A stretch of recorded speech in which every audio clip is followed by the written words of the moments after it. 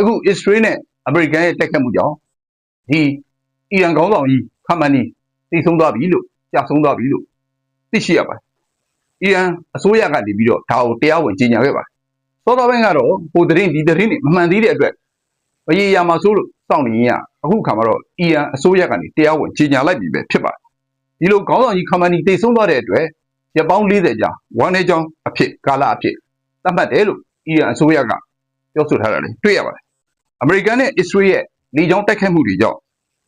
အီရန်ခေါင်းဆောင်ကြီးဖြစ်တဲ့ခါမနီဟာမနေ့ကဒီတဟီရန်မှာရှိတဲ့သူ့ရဲ့နေအိမ်ဝင်းအတွင်းမှာရှိနေစေအခုလိုဘုံကျဲတိုက်ခိုက်ရခြင်းခံလိုက်ရတယ်ပဲဖြစ်ပါတယ်မနေ့တုန်းကဒီခါမနီရဲ့ရုံးခန်းနေရာတွေနဲ့သူ့ရဲ့အိမ်ယာဝင်းတွေကိုအတိအကျစုံစမ်းမှုတွေပြုလုပ်ပြီးတော့အတိအကျဘုံကျဲတိုက်ခိုက်မှုတွေပြုလုပ်လိုက်လို့မနေ့ကပဲဒီခေါင်းဆောင်ကြီးခါမနီကြာဆုံးသွားပြီလို့သတင်းတွေမှာဖော်ပြထားတာတွေ့ရပါတယ်ခါမနီရဲ့နေအိမ်ကိုအဓိကထားပြစ်မှတ်ထားတိုက်ခိုက်ခဲ့ရတဲ့အတွက်ကြောင့်မလို့ဒီခါမနီရဲ့သမီးပြီးတော့ခါမနီရဲ့တမက်ပြီးတော့မြေဖြစ်သူတွေပါအတူတူအဲ့ဒီတပြိုင်နက်တည်ဆုံးသွားရတယ်ကြာဆုံးသွားရတယ်လို့ဖော်ပြထားတာတွေ့ရပါတယ်ဒီသတင်းနဲ့ပတ်သက်ပြီးအမေရိကန်သမ္မတဒေါ်နယ်ထရန့်ကလည်းသူ့ရဲ့လူမှုကွန်ရက်မှာတရားဝင်ထုတ်ဖော်ပြောကြားပြီးခါမနီတည်ဆုံးသွားပြီကြာဆုံးသွားပြီဆိုတဲ့အကြောင်းတရားဝင်ထုတ်ဖော်ပြောကြားခဲ့ပါတယ်။သမိုင်းမှာအဆိုးအဝါဆုံးပုဂ္ဂိုလ်ပါလို့အမေရိကန်သမ္မတဒေါ်နယ်ထရန့်ကထုတ်ဖော်ပြောကြားခဲ့ပါတယ်။ပြီးတော့လည်းပဲအစ္စရေးဝန်ကြီးချုပ်နီရာဟုကလည်းပဲခါမနီတည်ဆုံးသွားပြီဖြစ်ကြောင်းအတည်ပြုပြောကြားပြီးဒီအီရန်ပြည်သူတွေကိုနိုင်ငံရဲ့ကိုကြက်ကြမကိုဖန်တီးဖို့အတွက်ရောက်လာပြီလို့သူကလည်းထုတ်ဖော်ပြောကြားခဲ့ပါတယ်။ဒါပေမဲ့အီရန်နိုင်ငံမှာတော့အခုအခါမှာနိုင်ငံတော်မှာအမေရိကန်နဲ့အစ္စရေးရဲ့တိုက်ခိုက်မှုတွေဆက်လက်ရှိနေသေးဖြစ်တယ်လို့သိရှိရပါတယ်။အီရန်အစိုးရကတော့အခုခါမနီခေါင်းဆောင်ကြီးခါမနီကြာဆုံးသွားတဲ့အတွက်သူတို့အနေနဲ့အစိုးရဌာနတွေအားလုံးကို9ရက်ရုံးပိတ်ရက်အဖြစ်ကြေညာထားတယ်လို့သိရပါတယ်။ပြီးတော့လည်းဒီခေါင်းဆောင်ကြီးခါမနီရဲ့ဇာပနအခမ်းအနားကိုလည်းကြီးကြီးကျယ်ကျယ်ခမ်းခမ်းနားနားကျင်းပမယ်ဆိုတဲ့အကြောင်းလဲ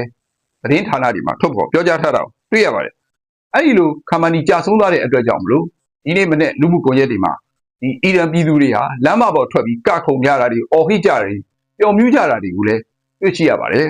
။ခေါင်းဆောင်ကြီးခါမနီဘယ်နေရာမှာရှိရဲဆိုတာကိုစောစောပိုင်းတွေကအစ္စရေးနဲ့အမေရိကန်တွေကနောက်ရောက်ခံထောက်လှမ်းပြီးအခြေအနေမျိုးရှိပါတယ်။သူဘာလုပ်နေလဲသူဘယ်နေရာမှာရှိနေတယ်ဆိုတာအတိအကျစုံစမ်းသိရှိထားပြီးဖြစ်ပါတယ်။ဒါပေမဲ့အမေရိကန်သမ္မတဒေါ်နယ်ထရန့်ကတားနေတဲ့အတွက်ပြစ်ခတ်မှုတွေမလုပ်ဘဲတိုက်ခိုက်မှုတွေမလုပ်သေးဘဲအချိန်ယူနေတာပဲဖြစ်ပါတယ်။အရင်တုန်းကလည်းပဲဒီအစ္စရေးကခါမနီရှိတဲ့နေရာကိုအတိအကျသိလို့ဘုံကျဲဖို့အတွက်တိုက်လေရင်ပြီးခဲ့တဲ့12ရက်ကြာစစ်ပွဲတုန်းကသွားရောက်တိုက်ခိုက်ဖို့ဘုံကျဲတိုက်ခိုက်ဖို့ပြင်ဆင်ပြီးလေရင်တွေပြန်သွားတဲ့အချိန်မှာအမေရိကန်သမ္မတဒေါ်နယ်ထရန့်ကမလုပ်ဖို့တားဆီးခဲ့တဲ့အတွက်သွားရောက်ဘုံကျဲမဲ့တိုက်ခိုက်မဲ့အစ္စရေးရဲ့တိုက်လေရင်တွေအဲ့ဒီအချိန်တုန်းကပြန်ပြီးလှည့်ပြန်ခဲ့ရတယ်လို့သတင်းတွေမှာဖော်ပြတာလည်းအရင်ရှိခဲ့ဘူးပါတယ်အခုအခါမှာတော့အမေရိကန်သမ္မတဒေါ်နယ်ထရန့်ကိုယ်တိုင်ကဒီအီရန်ခေါင်းဆောင်ကြီးခါမနီနဲ့အစိုးရအဖွဲ့တစ်ဖွဲ့လုံးကိုပြောင်းလဲပြစ်မှတ်ဖြစ်တော့မယ်ဆိုတာသူဆုံးဖြတ်လိုက်ပြီးတော့ဒီနျူကလ িয়ার ကိစ္စတွေပြီးတော့လည်းပဲဒုံးကျည်ကိစ္စတွေနဲ့ဒီသူ့ရဲ့လက်ဝေခံ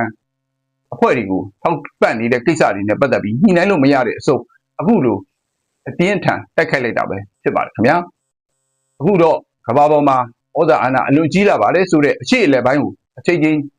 ချိန်ချောက်နေတဲ့ဒီအီရန်ခေါင်းဆောင်ကြီးခါမနီတော့အာဏာရှင်တယောက်တော့ကြာဆုံးသွားပြီပဲဖြစ်ပါတယ်ကျွန်တော်ရဲ့သတင်းတွေကိုအချိန်နဲ့တပြေးညီကျွန်တော်တင်ဆက်ပေးနေပါတယ်ကျွန်တော် page ကိုလည်း like တွေ follow တွေပေးလို့ရပါတယ်ခင်ဗျာအားလုံးကြပါပြီရန်သူမျိုး၅ပါးအန်ဒီရကကင်းဝေးကြပါသည်ခင်ဗျာ